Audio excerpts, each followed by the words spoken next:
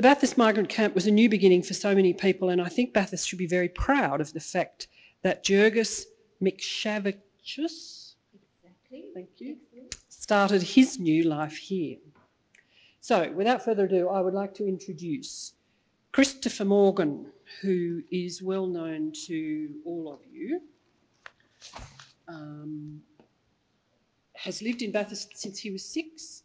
Family owns Abercrombie House, and its preservation and restoration have been his project for 40 years. He's been involved in community and charitable organisations all his life and was Citizen of the Year in 2015, and what a year to be Citizen of the Year in. He's married to Xanthi with 2 young adult children, Julia and Henry. Currently president of the Bathurst Highland Society and is a past president of the Historical Society, as am I, among other appointments. Christopher graduated from Sydney University with a degree in archaeology and a graduate diploma in museum studies, and was the director of a schools-based outdoor education program for several Sydney schools for 25 years. He served on many Bathurst Council reference groups and community committees, particularly connected to the visitor economy, tourism and heritage, almost continuously in Bathurst since the early 80s. He's a former Citizen of the Year and received the Premier's Award for Community Service. Wacko. I had a selfie with the Premier. Is that anything to be proud of?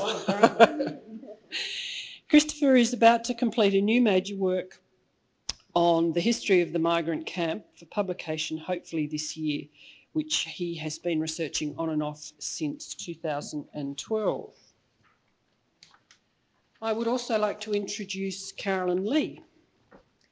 Carolyn is the stepdaughter of Jurgis, and her background in librarianship and information management provides useful skills to manage his legacy. From 1997 until his death in 2014, she recorded conversations with him about his life and work and began documenting and cataloguing his artwork. She now manages his legacy, liaises with galleries in Australia and overseas, has curated a number of exhibitions of his work and published 2 books, Life and Practice in 2012 and Portraits Real and Imagined in 2016. Are both available in the gallery shop or just portraits? Both available in the gallery shop. Carolyn's next project is to work with the Lithuanian National Art Museum to arrange a retrospective exhibition of 100 artworks in Vilnius and Kaunas in Lithuania in 2023, which sounds like a fantastic project. And how exciting it must be to take his work home. That's right, yeah. And those paintings will stay in Lithuania and become part of the national collection. And last but not least, Henry Bialois, who is also known to us all, chartered architect and a member of the Australian Institute of Architects, grew up and was educated in Bathurst before studying architecture at New South Wales University Institute of Technology and RMIT. Henry moved back to Bathurst in 1981 and has practiced as Bialois and Associates Proprietary Limited. Since 1992, he has been involved in many architectural and heritage projects and has prepared conservation management plans for the New South Wales Government and the Bathurst Regional Council. He has published 2 books, 10 Dead Men, which is a history of the Ribbon Gang, and a family memoir entitled Bloody New Australians. As a musician, Henry has been part of the Bathurst Chamber Orchestra for some 25 years, the Macquarie Philharmonia for over 10 years, and has performed in some 40 stage musicals with the Carillion Theatre Society's orchestra. Goodness me, how fantastic. Now, these 3 eminent panellists are going to talk to us today about the migrant camp, about how it affected the lives of the migrants, and Carolyn's going to talk to us about Jurgis' work. So I think I'll start with Christopher, though, to just give us some history of the migrant camp. So, Christopher Morgan, welcome. Thank you. Thank you very much, Samantha. Thank you, ladies and gentlemen. What an absolute pleasure it is to be here to discuss this subject with you. I guess my role is to try and create some context because the underlying question, which is in advance of all of this discussion, is why on earth was there a migrant camp in Bathurst anyway? How did it come to be here? And what were those circumstances?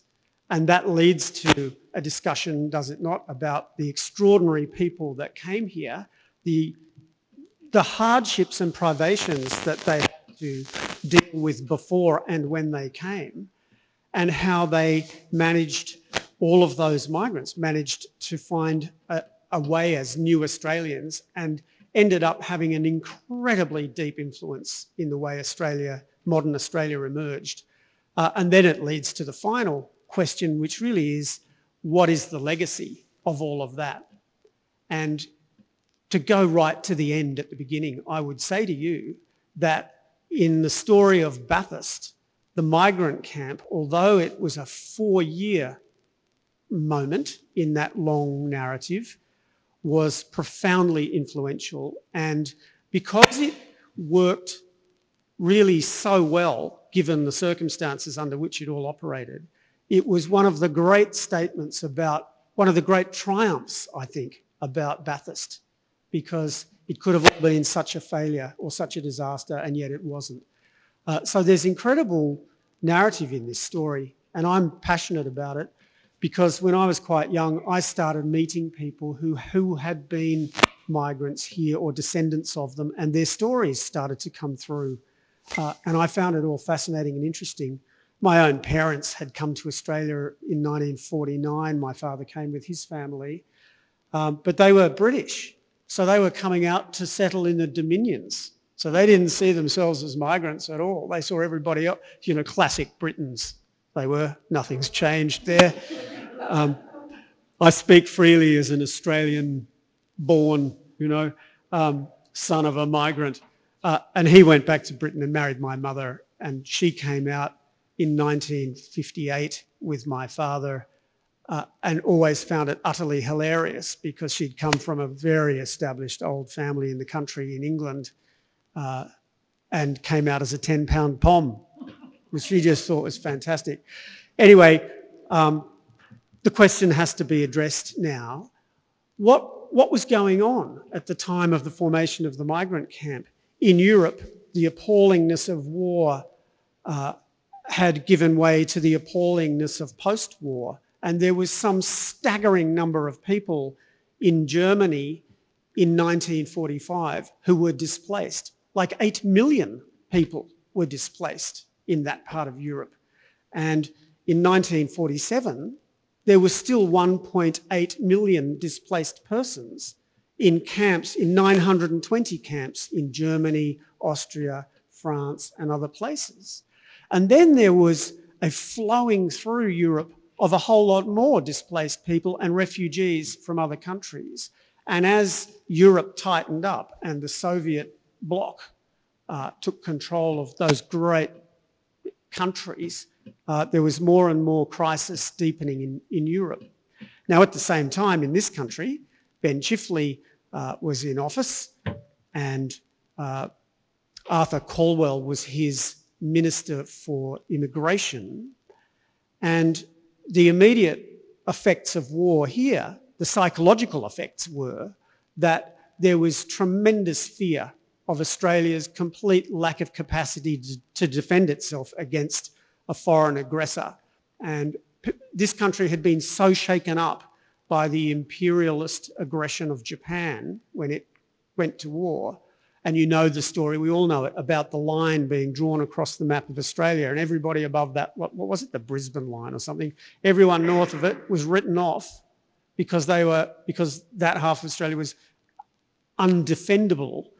And that was still very much in people's minds and in the minds of policymakers. And there was no love for any kind of migration from places like Japan at this time. Australia needed people to defend itself, and the debate continued for a year or two, and the numbers started to escalate. At first they were saying, we need 70,000 migrants immediately to this country, because the other parallel problem was that there was a huge shortage of unskilled labour. The post-war economy was trying to recover, but there was a housing crisis. There weren't enough people in the timber industry. There was not enough people in the mines. The rural sector was way under staffed by people. So there was a double kind of crisis, a labour crisis and a defence kind of fear. And so at first they looked to Britain. They thought, well, you know, we're a dominion of Britain anyway, so maybe we can get migration out of Britain, get immigrants from Britain. And the British thought that was fantastic. Everybody thought it was a great idea.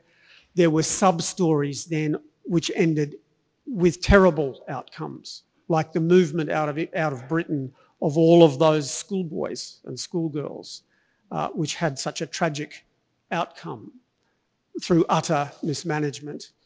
But there was also a great problem because British shipping was unable to recover quickly enough from the carnage of the Maritime War. And the British said, well, we can't let people immigrate to Australia. There are no ships to get them out there. Meanwhile, in Europe, there was the formation of those great relief organisations to try and deal with that big problem in the middle of Europe.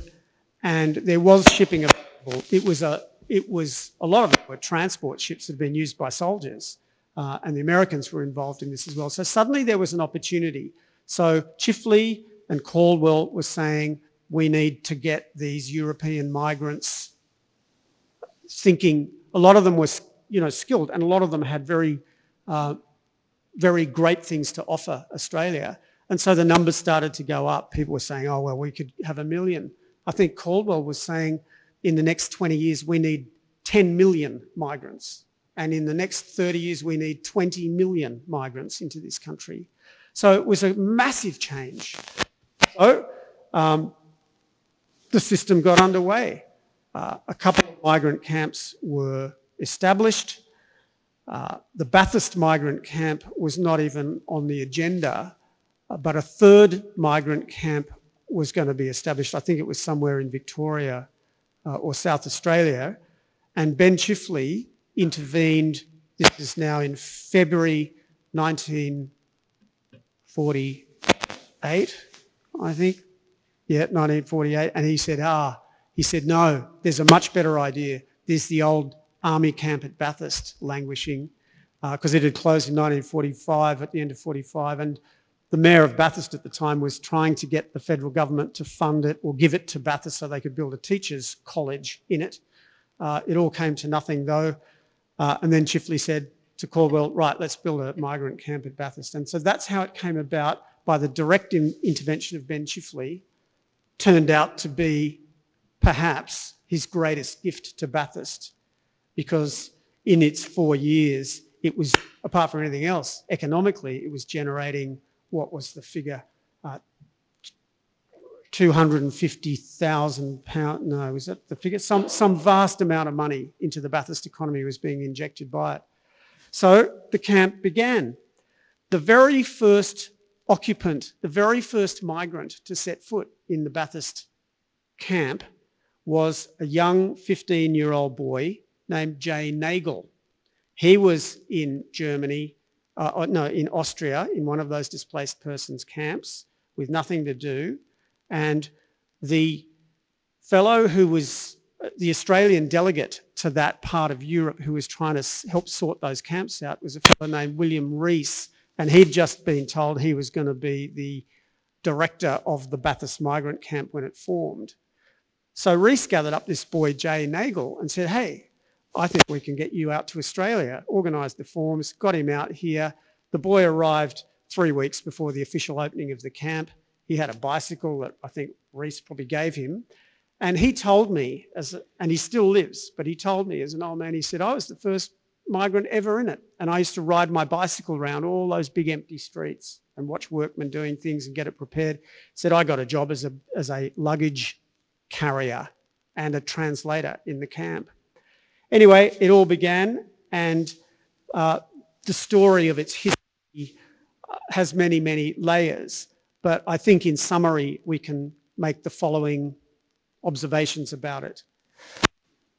There was a constant stream in the first period, which lasted about a year, a constant stream of ships coming in from Europe, disembarking 800 migrants or 1,000 migrants or 2,200 migrants, and they were coming almost continuously.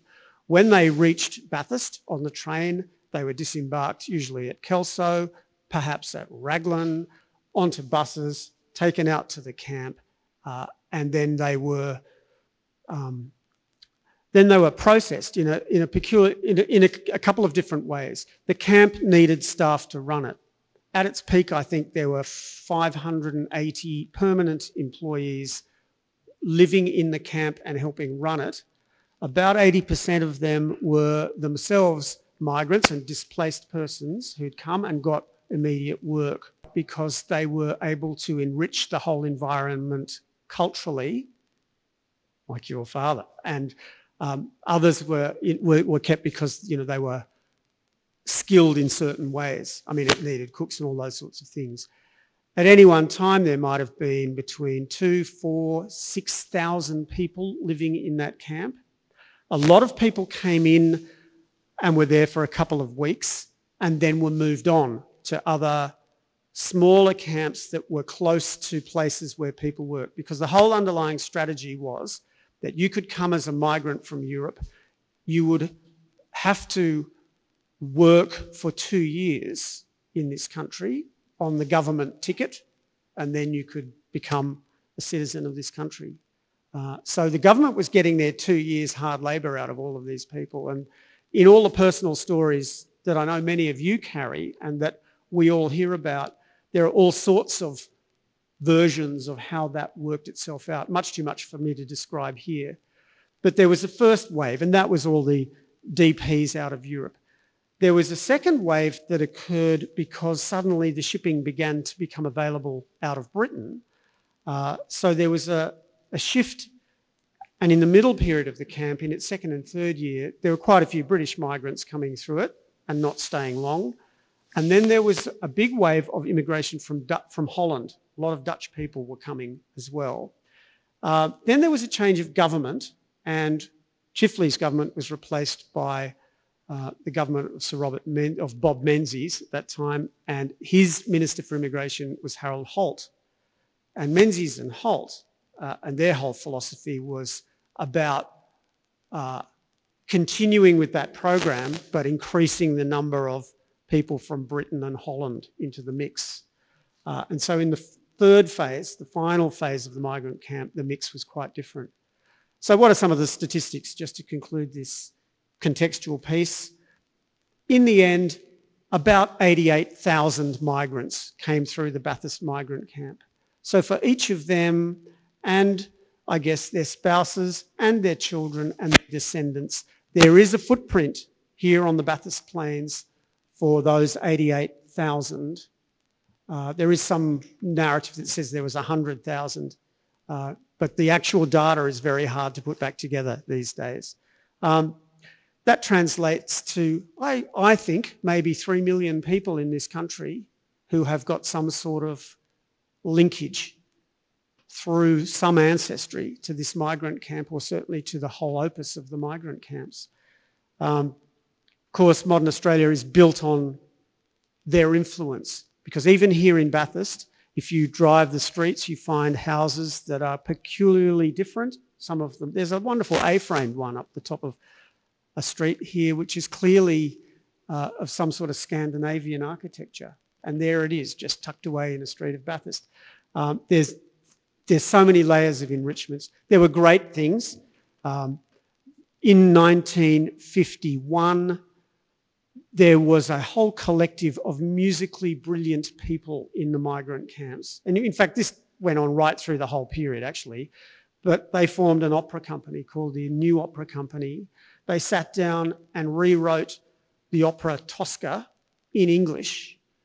They performed it in the great 1,800 seat auditorium at the Migrant camp, which after the Migrant camp was closed, was demolished and moved to Orange, where it was rebuilt. So some of the murals must have re-existed on walls in Orange, and then the whole thing was smashed and put in the Orange tip eventually. But that was the site of the first ever performance of the opera Tosca in the English language in the world ever. And then it was so successful they went on a bit of a regional tour. And it turns out that I have a copy of the program from that incredible event. There's so much more, and I could talk all afternoon. I'm not going to, because what this leads to now is a lovely examination of some of the nuances of everything that went on there. So thank you very much.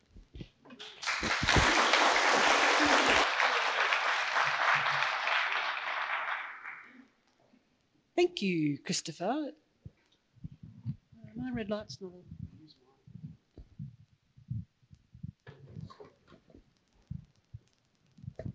Thank you, Christopher. That's better. That was fascinating. And yes, you could go on all afternoon with those wonderful details.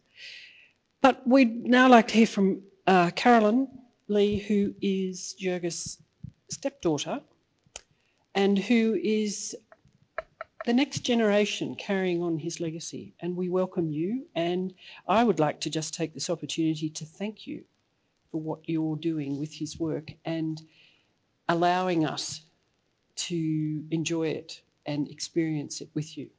Thank you very much, Samantha. Thank you.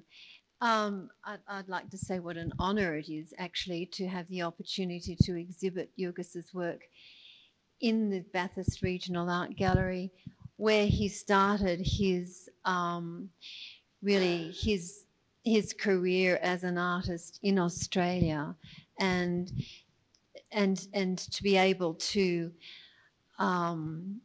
all these years later to be able to have an exhibition of his work that goes across his entire life.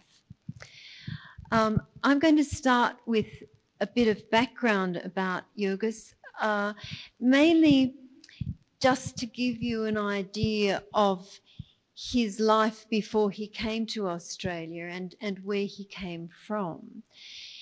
Because this is what these displaced people brought with them. They all had very, very different backgrounds and educations and families and skills.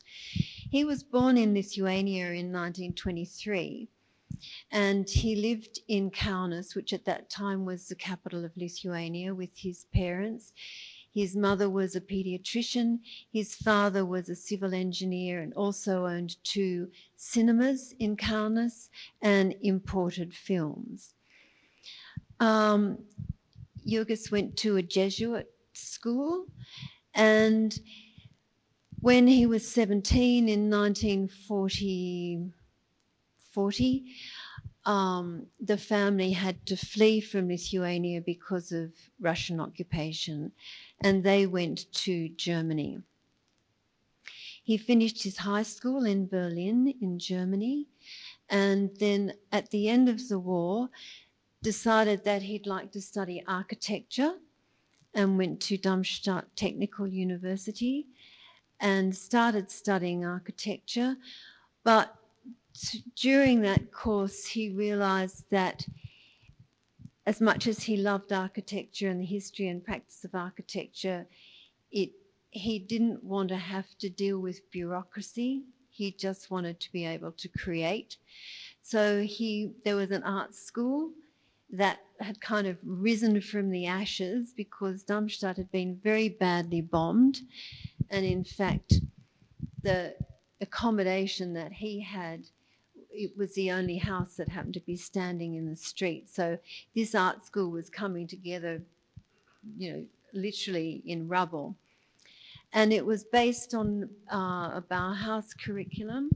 There was a lot of fluidity. Students were coming and going. People, they were young people. They were trying to work out what they were going to do with their lives, where they could go, how they could continue to survive. But he said they were all young, they'd survived, they were optimistic. And that was his attitude, that he'd survived and that he had a life ahead of him. Fortunately, his parents and his brother had survived also. And in the family, they couldn't return to Lithuania. They were in a displaced persons camp. And his mother was working as a doctor with refugees.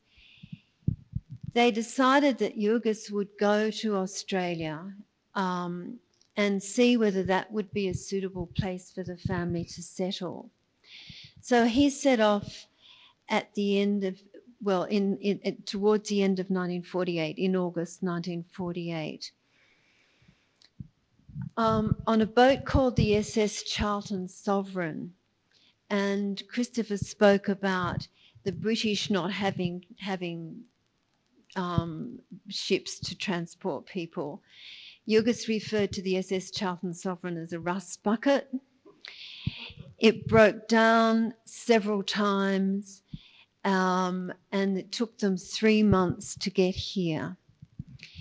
They spent a month moored in Gibraltar as to have the engines fixed, and again about another 10 days or so off the coast of Java.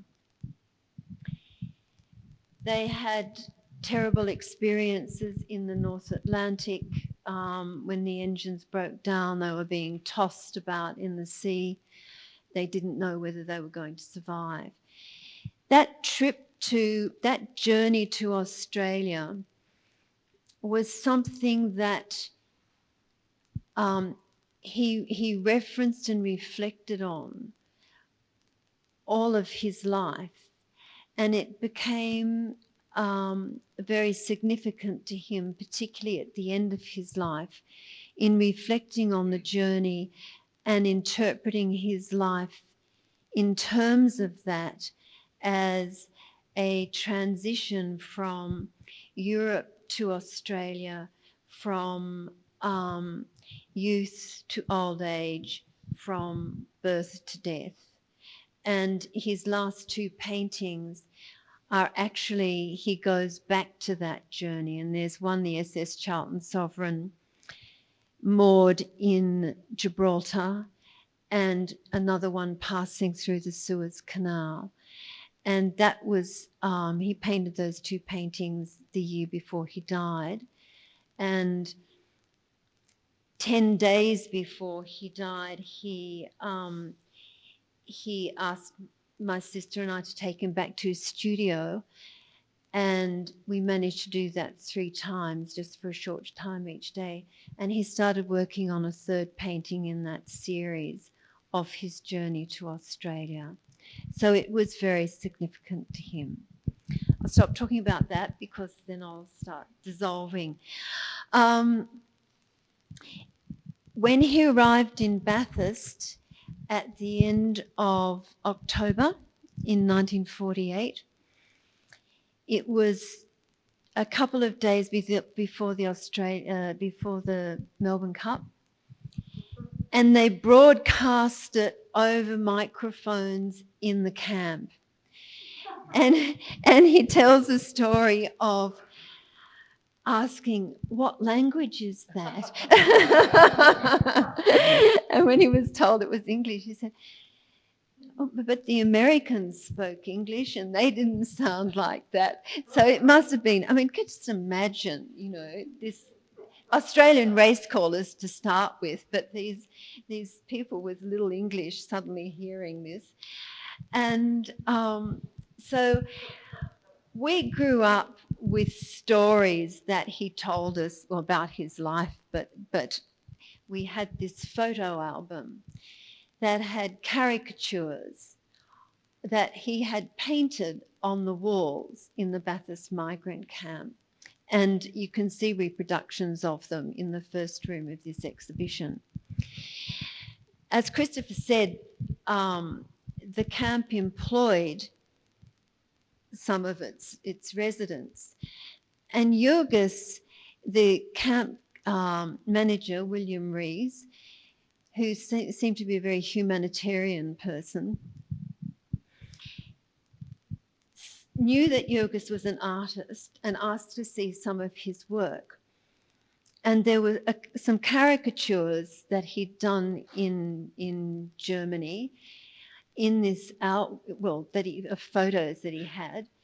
And William Rees said, "Oh, can you decorate the halls, the recreation halls, with caricatures like that?" And of course, Jurgis said yes. And he was employed. He was in the camp for 9 months, being paid to paint and decorate the walls of this rather bleak army, sort of ex-army camp. And he was given photos of Australian sporting heroes, which he then painted murals of, or caricatures of, on the walls. And also in the children's nursery, he painted very animated paintings of fish and seahorses. And Joe Penn, who is here today, who was in the camp as a child, actually remembers watching Jurgis paint these caricatures and the fish. And that just gives me goosebumps. And there may have been more than we actually have a record of. But it was very fortunate that some professional photographer came to the camp to photograph the camp facilities and actually took photos of these murals, because I've never seen any other record of them. Christopher hasn't seen them. And the camp was demolished in 1952, so there wouldn't have been, there isn't a record of them other than what we have. That album is now in the National Gallery of Australia, and they've kindly lent it for this exhibition. But Jurgis felt that he had arrived in paradise. He was paid to paint. For the first time, he had money to buy oil paints and art materials. I don't know what the art supply shop was like in Bathurst, but I have this romantic vision of him taking off with his stick with his red polka dot, sort of scarf on the end of it, and traipsing over the Kelso Hills to Bathurst to the art shop to buy his treasured art supplies. So it was in Bathurst that he really first started painting in oils. And you'll see in the first room, there are black and white photos of paintings that he did here. And we don't know what his colour palette was. But as Samantha said, he was a colourist. So there are 2 paintings in that room that are in oil paint, and you can see the colour. But when you go into the next room, which are later paintings, it's just an explosion of colour. He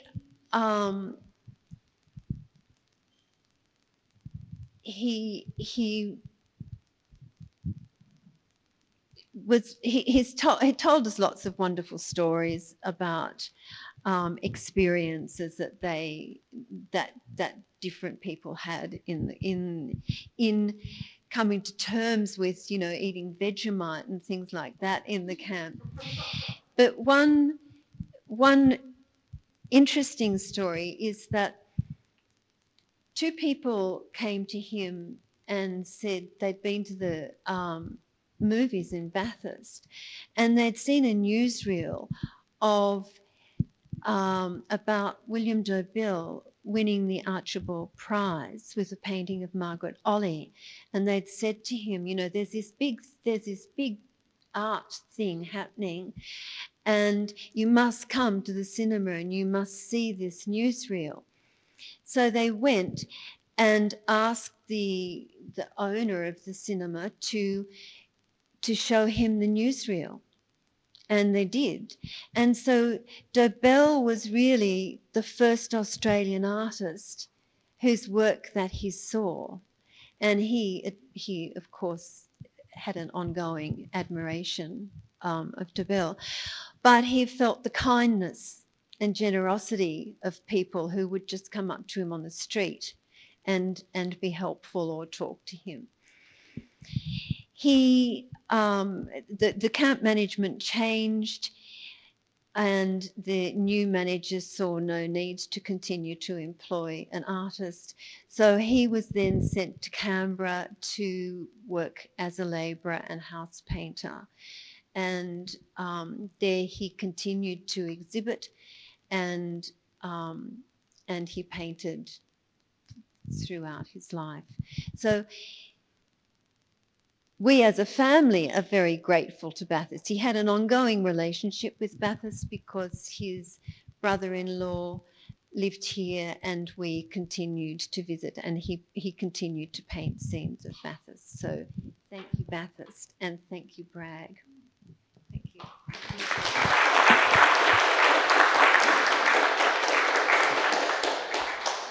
Thank you, Carolyn, for that wonderful synopsis of his life, of the beginning, of this early years of his life. Thank you. Henry, can we ask you about your experiences in the migrant camp and how it influenced you? Certainly, I would without doubt have seen these works.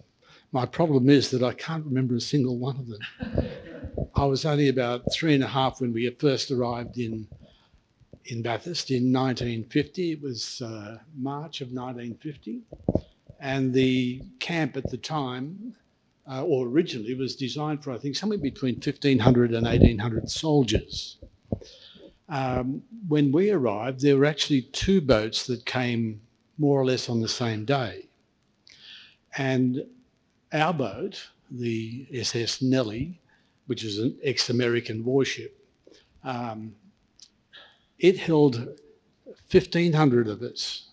It was actually designed for 1,200 people, but there were 1,500 on board, plus a crew of 220 odd. And there was another ship that arrived with also of about 1,200 people. And it occurred to me only recently that this must have been because both of those boatloads then were transferred to Central Railway Station, where 8 trains left on the hour from, I think, midnight till 8 the following morning. And that would have meant that there would have been a sudden influx of, 2.5, nearly 2,700 people into Bathurst. Now, that would have to be the largest single influx of people into this area ever. And consequently, we found ourselves relegated or assigned to tents because the camp just couldn't hold that number. I mean, the population of the camp at that time would have been probably in the order of 7,000 all up.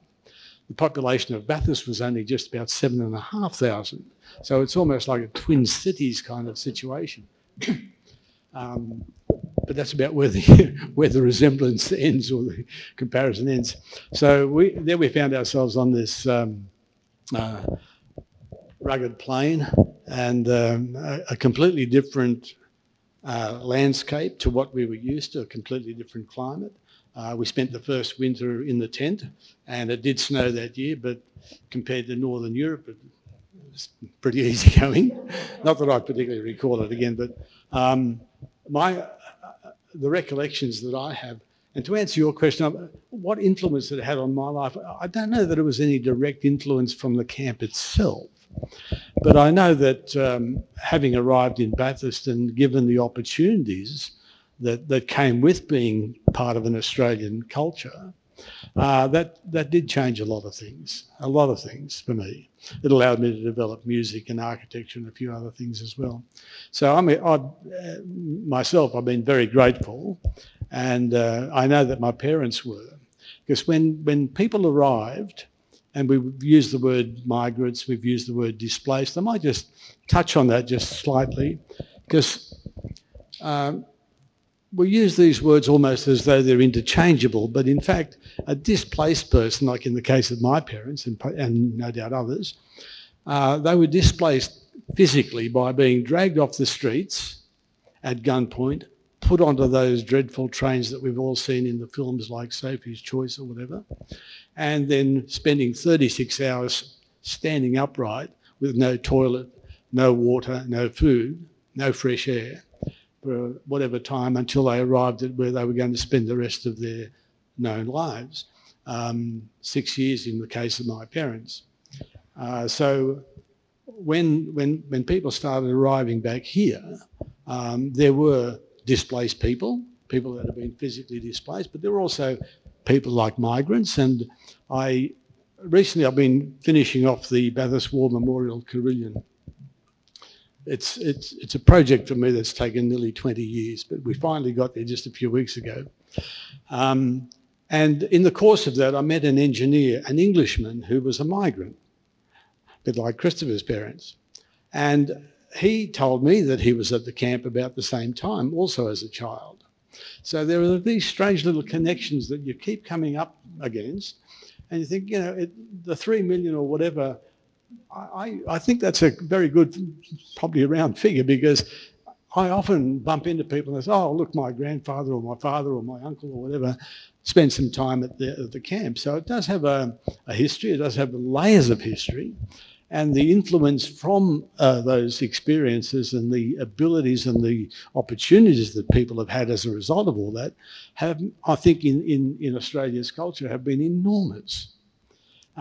So it's been a wonderful experience, but on arriving, it wasn't uniformly seen that way. I mean, we're talking about people, again, I'll refer to my parents, who had spent 11 years in some form of captivity, much of which was brutal. Even after the war, it was no less brutal. I could go on about that for quite a while. But the fact is that when they arrived here, they'd already been seriously brutalised, they'd been traumatised, they'd been through all sorts of experiences, life-threatening on a daily basis, etc., etc. So when some of them arrived and found that they were entering another barbed-wired fenced enclosure, some had fairly serious misgivings, quite understandably. But at the moment, we were then ushered into a dining hall and food was prepared. There were smiling faces. That changed everything. It was I think, a profound experience for many people. I know that my parents talked about that a lot, that this sudden change of a friendly face rather than a hostile face, issuing orders with an Alsatian dog and a machine gun, was quite a change. So those sort of initial misgivings were readily overcome. And we could talk about, discrimination, those sort of issues. The book I wrote is called Bloody New Australians. But that, compared to what these people and my people and so on had been through, this was nothing. This was almost laughable in a way, pitiful in a way as well. But the reality is, I mean, if you've been, threatened daily for years on end, and then someone says, oh, you're a bloody new Australian, who gives a damn? Really, it didn't matter. So I didn't grow up with a sense of, oh, we were ostracised, or we were this, or we were that. There were moments, without doubt, and there were probably good reasons for them, because as I was mentioning, some of these people were migrants, some were displaced, but we have to factor in the fact that some of them were also escapees. They were murderers, they were rapists, they were Nazis, they were SS men that had escaped and left their jackboots behind and have turned up in Australia with a different aspect to life. So there was reason for some suspicion, perhaps. There was reason for some misgiving, but it was a strange mix, even amongst the people themselves, because occasionally these people were identified and they had the shit kicked out of them from time to time, and rightly so, perhaps. So it was a fairly rough sort of justice. It happened immediately after the war. It happened on board ship, and it happened even on the train. Someone got thrown off the train through the night.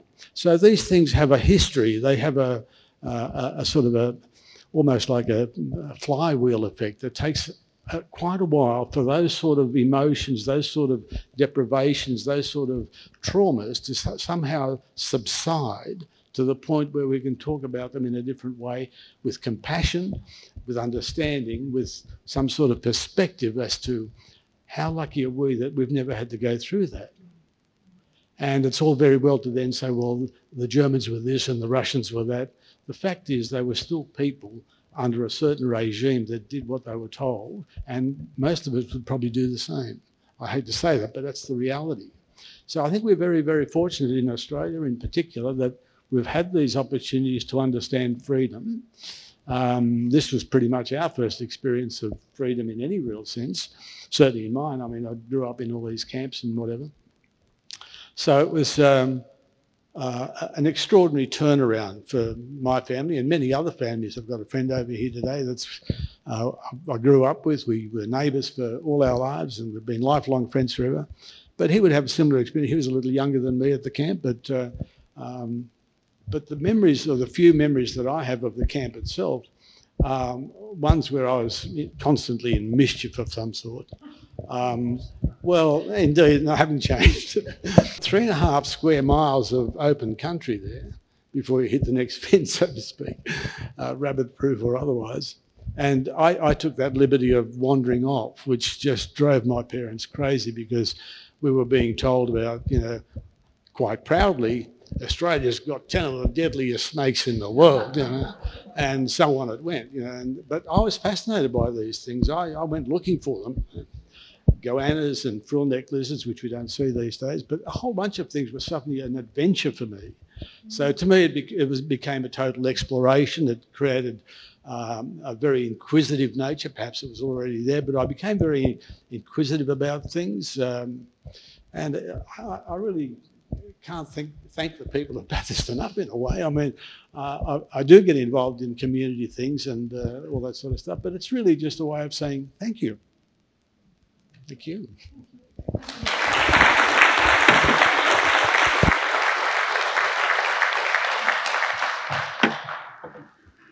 Thank you, Henry. To someone of my generation who's never known war, I've got no idea what it was like. Absolutely no idea. Cannot conceive what it would have been like to spend 11 years imprisoned for just being someone they didn't like from somewhere they didn't like. It's just extraordinary, isn't it? Mm. But how lucky we are as Australians to have had that influx of migrants, displaced persons, refugees, to make Australia what it is today. I look around the audience today and from Christopher's statistics, there must be somebody in this room who not only was in the migrant camp, whose family were in the migrant camp, whose aunt was born in the migrant camp, but there must be others of us who also are directly connected to the migrant camp. So we'll briefly open up for some questions, although we are running over time. So I think people are very engaged, but time just went very quickly. Yes. So our hostess, Sarah, has very graciously let us stay for a little longer. Just a quick query. We seem to not mention the word refugee. From my reading of history, when Paul decided on bringing qualified immigrants, he chose white people in preference to anyone that was a pale shade of grey, and it was the first indications of our racial or attitudes to racial discrimination. Whether you like it or not, we won't get into that. Anyhow, you're the only one that mentioned the word refugee because Eurus's mother was adopted and she attended to refugees. Yes. But you didn't attend to displaced people. You're the only one that mentioned refugees. I asked, what is the difference between a refugee and a displaced person? Yes, I probably used that term incorrectly. They probably were displaced people.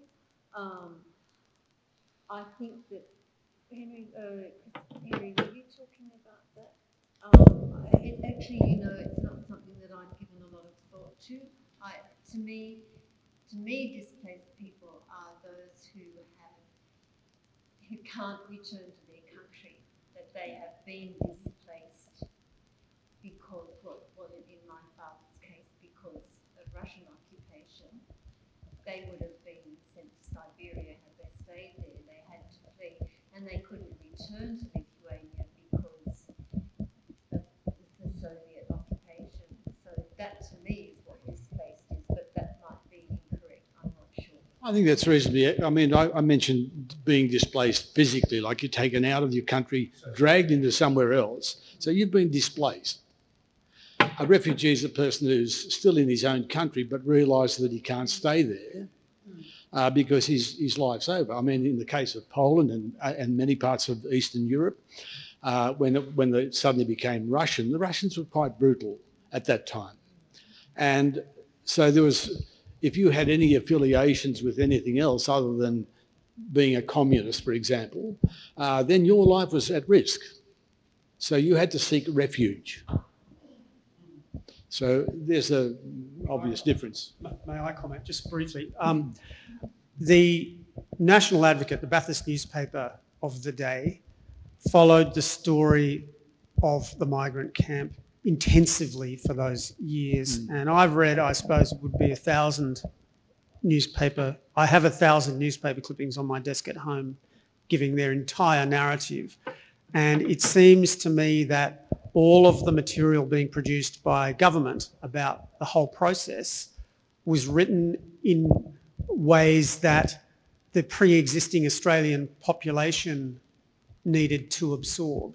So they spoke in certain terms to try and make sure that Australians understood that the coming into this country of these huge numbers of people was not threatening, not a problem, not a crisis, but an absolute, an absolutely wonderful thing. That's the way they were playing it.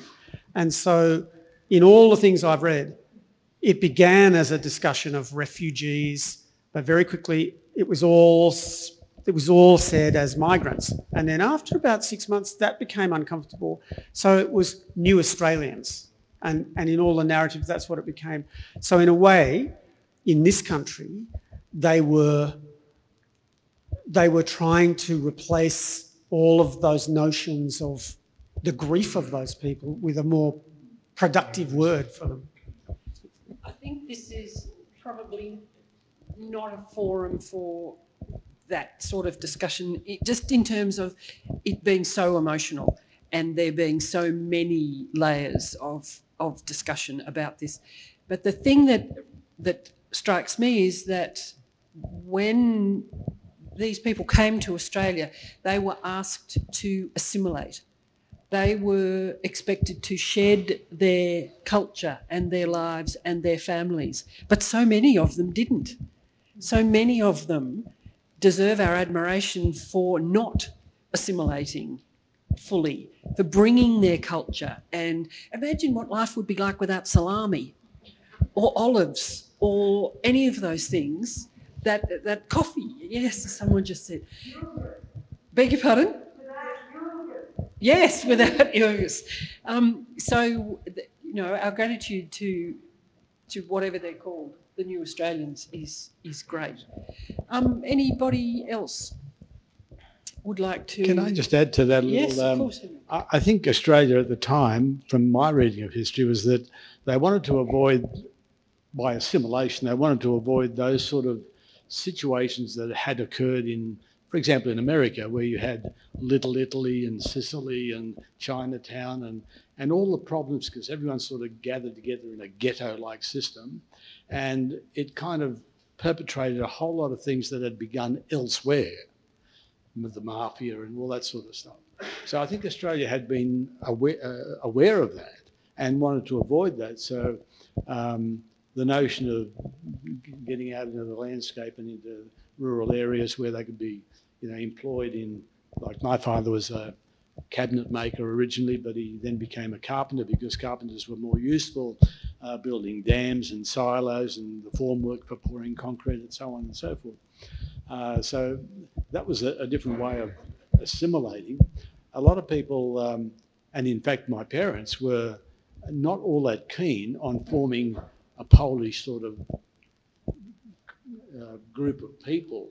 I mean, they spoke the language because that was what they were familiar with, but they weren't particularly. I know there was a Polish school set up for a little while where kids my age would have been expected to go along, but we weren't pushed to go along. If we wanted to, we could, but I didn't want to at the time.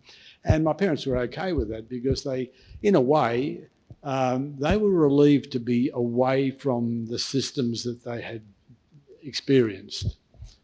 And to them, this was a fresh start. So they were very keen to assimilate. But I suppose people with talent like your stepfather, the painter, and people that have, grown up singing opera and doing all those sort of things, you cannot leave that behind. And it's not a specific culture; it's really a world culture. It's bringing Europe in a much broader sense rather than, well, I'm in a Sicilian mafia and I'm going to bring the boys over here kind of thing to break a few thumbs. It's not that sort of thing. It's a completely different way of bringing culture. It's not an imposition. It's really an invitation. And also on that about bringing culture, that was in fact recognised later. Like Jurgis worked as a cleaner for a number of years in Sydney and painted and exhibited, and realised that he couldn't support his family with his painting because he wasn't prepared to become commercial. Unfortunately, and this was for when the education curriculum was changed in the early 60s. Well, it changed to the Wyndham scheme. Art had previously only been taught as a subject that wasn't examinable, and it wasn't a very important subject. With the Wyndham scheme, they brought in that every student had to study 100 hours of art, and it was also a subject for the HSC. And New South Wales didn't have that pool of art teachers because no one had people went to art school, but they weren't trained then to go on and be art teachers. So the education department invited a number of European emigre artists to do their dip ed and become art teachers. So there were quite a few, including Jurgis, who took up this offer. And so they brought their European culture, which was what was wanted then, into the New South Wales art curriculum, and I'm sure it happened around the country as well.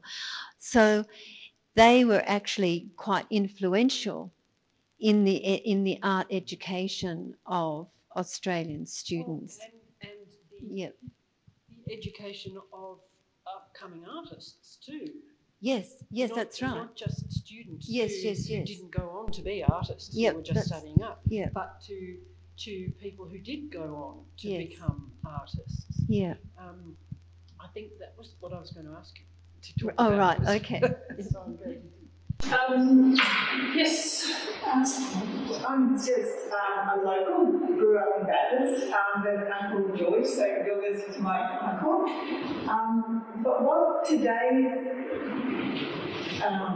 panel has just been fantastic to get a broader understanding of what the Migrant camp did to Bathurst. To just see, from hearing from you, Christopher, about the newspapers and just the very positive contribution of seeing and the changing description of how people were brought up. So as a child, I was brought up into Bathurst as a place, and you notice the different cultures of towns. Bathurst has been a very open, inclusive place. That would have been my experience of it. But also, I've always grown up so lucky that we had Uncle George in our lives. Amazing paintings, a house full of paintings, and that was the personal experience, but just to see, and I'm working as a colleague with Henry, to hear the background of how the migrant camp actually was part of the history of Bathurst and the richness of Bathurst. So I just really thank you for bringing this, because I didn't even know I was going to get to that. Thank you so much. It leads to I suppose my final observation on this whole matter is about the legacy, because I've always believed that this is profoundly important in our story, and I don't believe that we've ever really been given enough opportunity to celebrate it in a tangible way. I've seen the lovely memorial that exists at the entrance gates of Migrant, where your great artistic and creative work exists there in a lovely early form of your work of circles representing the cardinal points of the earth and a flagstaff in the centre showing the movement of time. And there's an extraordinary piece that you created there as a memorial. I've seen and read a great deal about the wonderful reunions that occurred here. The first migrant reunion that ever occurred in Australian history was conducted here, and Eva Madison had a lot to do with it. And every reunion that followed, in fact, was her that conjured it all up, actually. Now, I think that Bathurst really should have an additional permanent memorial down there near the Bicentennial Park, near the Peace Park, maybe a complete perfect recreation of your memorial, which is at those gates. It should also be in the footprint of Bathurst, where its foundations were placed. You see these things in some other towns, like in Cowra and other places. There's a migrant memorial wall and things like that. We need, I think, something in centre town. We need to centralise all those fabulous archives that are tucked away all over the place. Just going to ask you, what's happened to all of that material, Christopher? Well, it's a good, fair question. As you know, in the Historical Society collection under your beautiful curation, there are some trunks. No, my archivist's beautiful. Yeah, but there are trunks brought here from Latvia with all the labels still on them from 1948. What a piece, what a motive is that. So there are physical things in the Historical Society's collection. There is a room in a building on a part of the original migrant camp that I've seen, full of archive boxes, full of priceless oral history, written history, photographs and stuff shoved into boxes, which belongs to somebody, but it doesn't belong in the opus of this yet. And there are things like that we need to gather in. I mean, that's the most politically correct way I can say that. But we deserve to have that now, do we not? So thank you.